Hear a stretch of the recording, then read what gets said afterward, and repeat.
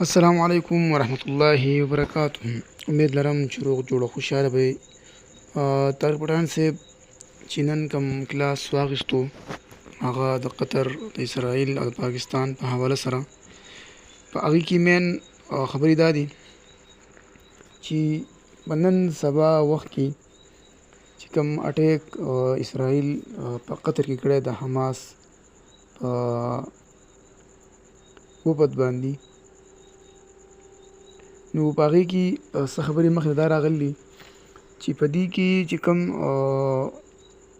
په دې وخت کې په اسلامي دنیا کې، اسلامي نړۍ کې چې په دې وخت کې په قطر سره څوک مضبوط ولاړ دی نو هغه صرف پاکستان دی. چې په دې وخت کې پاکستان د اسرائیل خلاف مکمل قطر سره ولاړ دی او ښه مضبوط ورسره ولاړ دی. په دغې کې اولۍ خبره دا ده چې په دې کې اوس په 15 ستمبر باندې شهباز شریف صاحب د وپد سر چې کوم دی هغه د قطر دوره کوي او ځي به. د دې نه مخکې په 2017 کې هم چې کوم دی د قطر نه کوم بلاکیټ شوی و، په هغې کې دوبۍ، یو اے ای وغیره چې کوم عربي ملکونه دي د دې نه مکمل بایکاټ کړی و.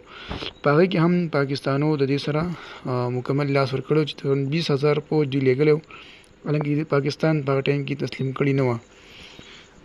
او دې نه اوس نن چې په اقوام متحده کې د اسرائیل او د پاکستان سفیر چې مخامخ شوي وو، هغوی به کومې خبرې اترې کړي، تاسو به کتلي. نو په هغې کې د پاکستان خبرې چې کومې دي هغه ډېرې وایرل دي چې په هغې کې د پاکستان حمایت چې کومه دی هغه یې چاینا کړی و، روس کړی و، او داسې یو څو نور یورپي ملکونه دي چې هغو کړی و. او تاسو پته ده امریکا خو د اسرائیل څخه د هغې پلار دی که نه، هغې بچی دی. چونکې په دې وخت کې اسرائیل چې کومه دی هغه په سفارتي لحاظ سره پاکستان د ځمکې سره ومږو، داسې ومږو لکه سړی چې په بولاک پسې لاس راکاږي، دغه شان یې شړ کړو، داسې یې ومږو.